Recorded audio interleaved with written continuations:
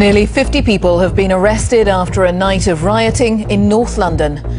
Petrol bombs were thrown, vehicles and buildings set on fire, and shops were looted. As local people survey the damage, community and political leaders have condemned the destruction. This is a disgrace, as so many of my constituents have said to me as I've walked up and talked to them. This must stop. Emergency discussions about the debt crisis in the Eurozone amid anxiety about how the morning's markets will react.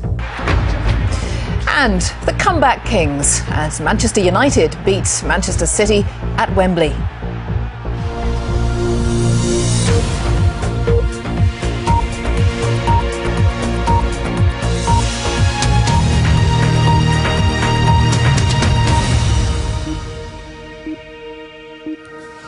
Hello, good evening. Nearly 50 people are in police custody this evening after rioters attacked police, set fire to buildings and looted shops in Tottenham in North London. 29 people were injured in the violence, most of them police officers.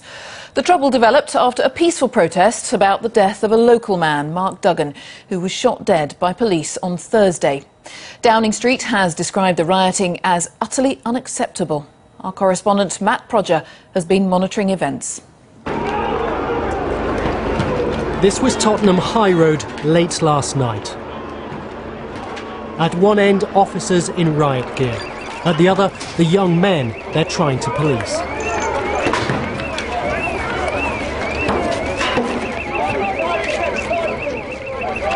This was the main shopping street, the commercial heart of the community, turned into a battle zone.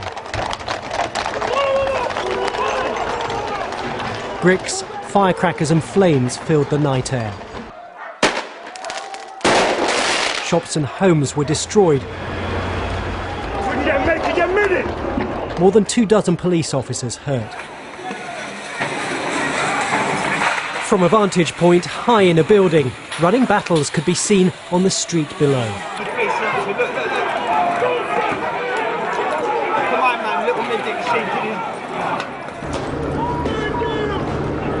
This followed a peaceful protest at the death of a man in a police shooting last week. There's no question the police were targets last night. Here an empty squad car was attacked before being set ablaze. But there was vandalism and looting too. Eyewitnesses said it was anarchy. The looting was crazy. I mean, the PC world, there's nothing left in that shop. It's all gone now. Everything's just gone. Even several hours after the violence began, at first light, the looting went on apparently unhindered. Here people made off with clothing. Today police rejected claims they'd been slow to catch up with events and hadn't been prepared enough for the earlier protest. We kept a dignified response to that to allow that protest to take place. However, once that extreme violence, and it was violence that could not be anticipated on that scale, occurred, we moved the appropriate level of resources in. As residents picked through the wreckage of their neighbourhood, the government today praised the police. It said the rioters would feel the full force of the law. The looting and vandalism drew anger too from the local MP, who described last night as an assault on the community. We now need restraint and calm. And I say to those who wanted to come to Tottenham to cause violence and disturbance to stay away. We don't need you. We don't want 25 years of rebuilding community and trust destroyed because of mindless nonsense. Last night, Tottenham paid a heavy price. It is one of London's poorest areas and can ill afford the damage this has done to community and livelihood. Matt Prodger, BBC News. Well, this evening, the family of the man who was shot by the police on Thursday, Mark Duggan, said they did not condone the rioting. His shooting is being investigated by the Independent Police Complaints Commission. Before the trouble flared, they'd taken part in a peaceful march to Tottenham Police Station from Broadwater Farm, the scene of the rioting in 1985, during which a police officer, Keith Blakelock, was killed. Our Home Affairs correspondent, June Kelly, sent this report from Broadwater Farm.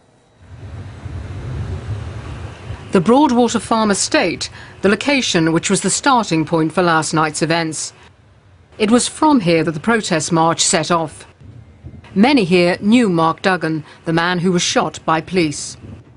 They killed him, you know, and, you know, because they were law unto themselves, you know, they could put all these things in the paper saying he was this, he was that, you know. I don't see my friend being in the car, you know, and surrounded by armed police, and he's going to jump out and open fire on armed police. How does that make sense?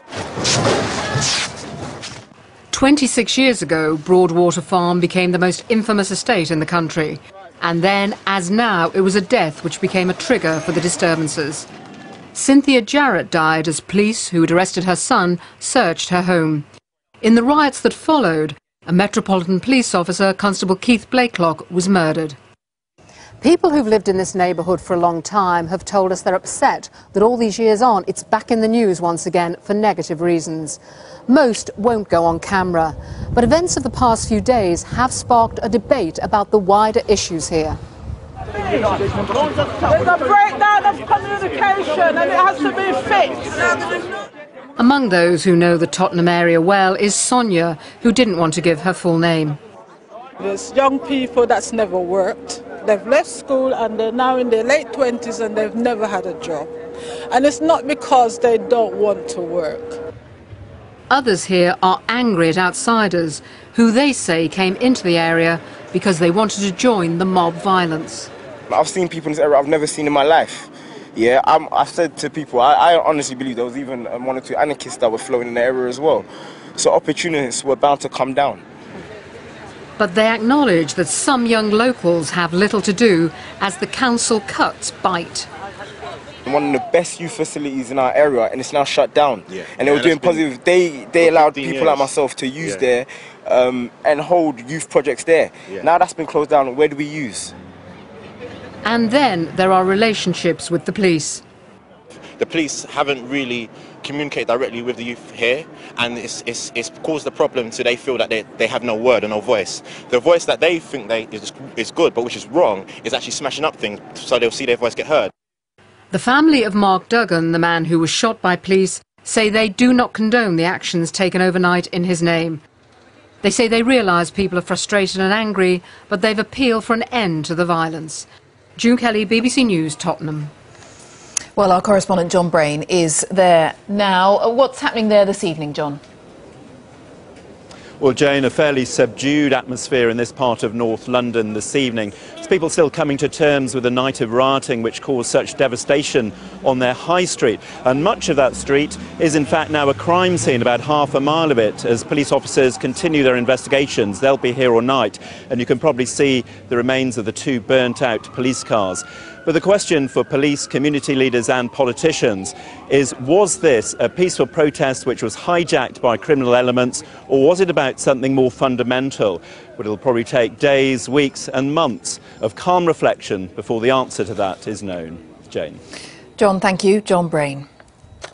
And now the rest of the day's news. And the NATO-led forces in Afghanistan say 4 of their soldiers have been killed in 2 separate attacks. 2 French soldiers died and 5 were wounded when they came under fire from insurgents north of Kabul. The 2 other soldiers were killed in the south of the country. Their nationalities have not yet been disclosed. Officials from the European Central Bank are holding talks this evening to look at ways of stopping the international debt crisis spreading and steady the markets before they open on Monday morning. Our business correspondent Joe Lynham is with me. That's a crucial meeting, really, Joe. We think that's underway now? Yeah, I understand that it has started, and the reason that there is because the